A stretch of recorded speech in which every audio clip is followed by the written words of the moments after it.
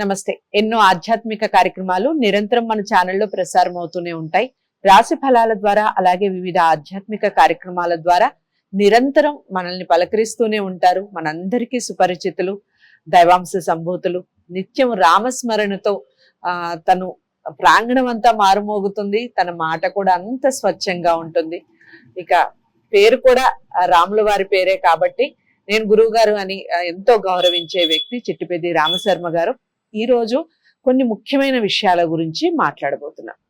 ఈ ఆషాఢ మాసంలో జరిగే వివిధ పండగల విశిష్టత ఏమిటి, దానికి సంబంధించి మనం ఎలాంటి కార్యక్రమాలు చేసుకోవాలి, మన ఆచార వ్యవహారాలు ఏ విధంగా ఉండాలి, అలాగే ఆ పండగలకు కానీ ఆ రోజు కానీ మనం పాటించాల్సిన నియమాలు ఏమిటి, ఈ విషయాలన్నీ కూడా ఈ వీడియోల ద్వారా తెలుసుకోబోతున్నాం.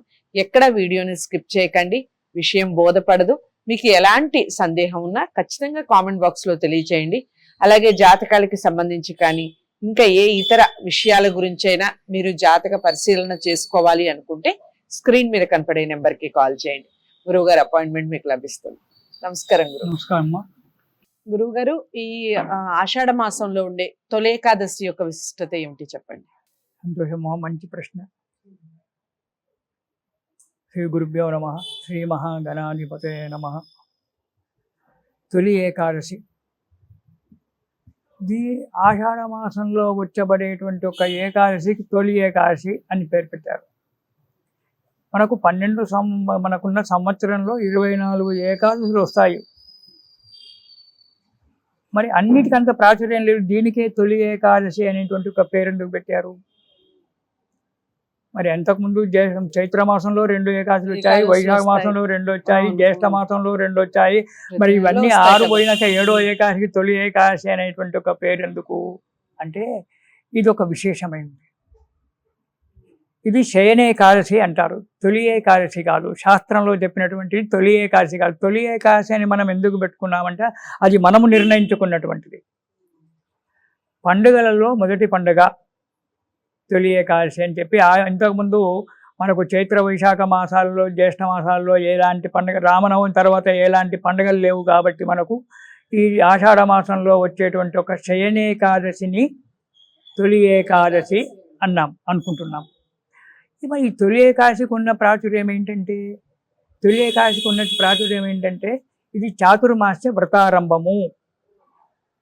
స్వామీజీలు ఎవరైతే సన్యాసులు ఉన్నారో ఆ సన్యాసులంతా కూడా, దీక్ష తీసుకున్నటువంటి వాళ్ళంతా కూడా ఈ తొలి ఏకాదశి నుంచి కార్తీక శుద్ధ ఏకాదశి వరకు ఈ 4 నెలలు ఒకే స్థలంలో ఉండి జపించు. ఎందుకంటే శాస్త్రంలో ఏమనంటే సన్యాసి ఒక చోట స్థిరంగా ఉండకూడదు, తిరుగుతూనే ఉండాలి. అందుకే సన్యాసి అన్నారు. మనము గృహస్థుడు తిరగకూడదు, ఎక్కువగా తిరగకూడదు. సన్యాసి ఎప్పుడు తిరుగుతూనే ఉండాలి. ఈ ఊర్లో ఈ రోజు అయిపోయిందంటే రేపు పొద్దున మళ్ళీ ఇంకో ఊరికి వెళ్ళాలి. స్థిరంగా ఒక దగ్గర కొన్ని రోజులు ఉండడానికి వీలేదు, 1 రోజు 2 రోజులు అంతే. కానీ ఎప్పుడైతే ఈ తొలి ఏకాదశి వచ్చిందో ఆనాటి నుంచి చాతుర్మాస్యాలు అనేటువంటి ప్రారంభమవుతాయి. 4 నెలల కాలము వర్షాకాలం ఉంటుంది కాబట్టి కార్తీక శుద్ధ ఏకాదశి వరకు ఆ స్వామీజీలు ఒక్క దగ్గరే ఉండి జపము తపము చేసుకోవడం జరుగుతుంది. ఇంకోటి, దీనిని శయనేకాదశి అన్నాము. శయనేకాదశి అంటే విష్ణుమూర్తి పడుకునేటువంటి ఒక రోజు. దీన్నే దక్షిణాయన పుణ్యకాలము అంటారు. విష్ణుమూర్తి ఎప్పుడైతే పడుకుంటాడో దానికి దక్షిణాయనం వస్తుంది. మనకు జూలై 17 తారీఖు నాడు దక్షిణాయనం ప్రారంభమవుతుంది. జనవరి 15 తారీఖు నాడు ఉత్తరాయణం ప్రారంభమవుతుంది. దానికి 6 నెలలు డిఫరెన్స్. 180 డిగ్రీలలో ఈ 2 రాసులు ఉంటాయి. జాతక భాగంలో అందులోకి వెళ్ళినట్టయితే ఖగోళ శాస్త్రం అంటే 108 డిగ్రీలలో ఈ 2 రాశులు ఉంటాయి. అయితే కర్కాటక రాశిలో ఎప్పుడైతే సూర్యుడు ప్రవేశిస్తాడో అది దక్షిణాయనం. మకర రాశిలో ఎప్పుడైతే సూర్యుడు ప్రవేశిస్తాడో అది ఉత్తరాయణం. అయితే రేపు 16వ తారీఖు నాడు 16వ తారీఖు నాడు మనకు దక్షిణాయన పుణ్యకాలం ప్రారంభంగా అవుతుంది. 17 తారీఖు నాడు రాత్రికి, తెల్లవారి 17వ తారీఖు తొలి ఏకాదశి. ఆనాడే చతుర్మాసారం. ఈ 6 నెలల కాలము స్వామి శయనిస్తాడు కాబట్టి దాన్ని శయనేకాదశి అన్నారు. మనకు చైత్రమాసం నుంచి ఎలాంటి పండుగలు ఉండకుండా ఈ శయనేకాదశి వచ్చింది కాబట్టి చాతుర్మాస్యాలు చేసుకోవడానికి అనుకూలమైనటువంటి ఒక రోజు కాబట్టి దీన్ని మన వాళ్ళంతా కూడా తొలి ఏకాదశి అని చెప్పి దానికి పేరు పెట్టుకున్నారు. ఈనాడు తొలి ఏకాదశి నాడు చాలామంది పండుగలాగే చేసుకుంటారు. ఆ రోజు మంచిగా రకరకాల పిండి వంటలు అవన్నీ చేసుకుంటారు. కానీ ఏకాదశి నాడు భోజనం చేయకూడదు, ఉపవాసం ఉండాలి, స్వామివారికి పూజ చేసుకొని తీర్థం మాత్రం తీసుకొనే ఉండాలి అనేటువంటి ఒక శాస్త్రబద్ధంగా ఉన్నటువంటిది. సరే, ఉండలేనటువంటి వాళ్ళు అయితే మాకు మొదటి పండుగ అని చెప్పి తెలంగాణ ప్రాంతంలో చాలామంది కూడా రకరకాల పిండి వంటలు చేసుకొని అది చేసుకొని స్వామివారికి నైవేద్యం పెట్టి భోజనం చేస్తూ ఉంటారు. సరే, భోజనం చేయొద్దని స్వామివారు చెప్పలేదు, భోజనం చేయొచ్చు, కానీ మనస్సు భగవదర్పితం కావాలి. అందరూ ఉంటారు కదా గురువు గారు ఏకాదశి నాడు? అందరూ ఉంటారు, అందరూ ఉంటారు. అయితే ఈ తొలి ఏకాదశి నాడు స్వామివారికి నివేదన చేసి ఆనాడు ఏకాదశి నాడు ఉపవాసం ఉండి ద్వాదశి నాడు పారణ చేసి చేసుకోవాలి. దాని గురించి ఈ ఆషాఢ మాసంలో వర్షాకాలం ఉంటుంది, చాతుర్మాస్య వ్రతాలు ప్రారంభం కాబట్టి ఒక స్వామీజీలే కాకుండా కొంతమంది దైవ భక్తులు కూడా చాతుర్మాస్యాలు ఇంట్లోనే చేసుకుంటారు. ఒక నెల రోజులు ఇంట్లో నుంచి బయటికి కదలకుండా, 4 నెలలు కాకుండా ఒక నెల రోజులు ఇంట్లో నుంచి బయటికి కదలకుండా ఇంట్లోనే ఉండి ఆ భగవంతుని యొక్క సేవ చేసుకొని తక్కువ 3 నెలలు దాన్ని ఇది చేసుకుంటారు. ఇలా చేసుకునే వాళ్ళు కూడా గృహస్థులు కూడా కొంతమంది ఉన్నారు, దైవభక్తి ఉండి గృహస్థులు కూడా. స్వామీజీలు అయితే వాళ్ళు 4 నెలలు ఒక చోట నుంచి కదలకుండా చేసుకుంటారు. ఇది దక్షిణాయన పుణ్యకాలంతో కూడినటువంటి ఒక చాతుర్మాస్యాలు.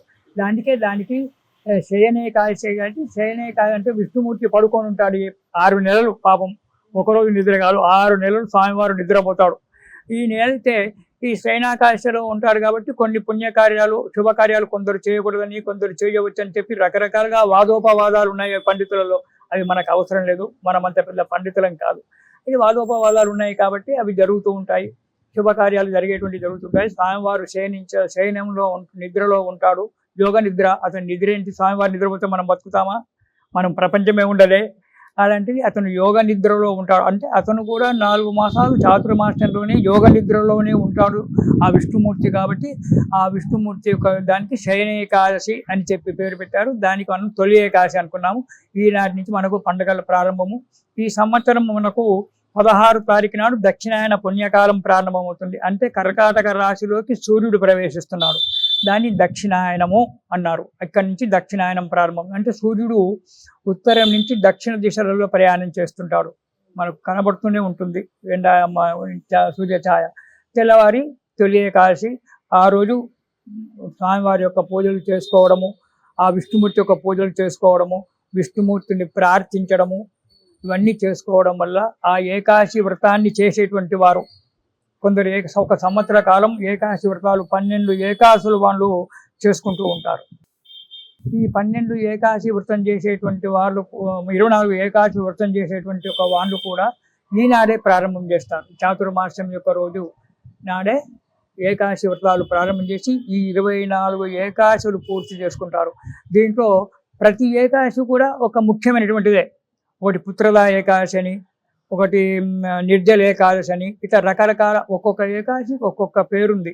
అలా ఆ ప్రతి ఏకాదశి ముఖ్యమైనటువంటి, కానీ మనకు వాడుకలో ఉన్నటువంటి 2 ఏకాదశులు బలమైనటువంటి మనకు కనిపించేటువంటి.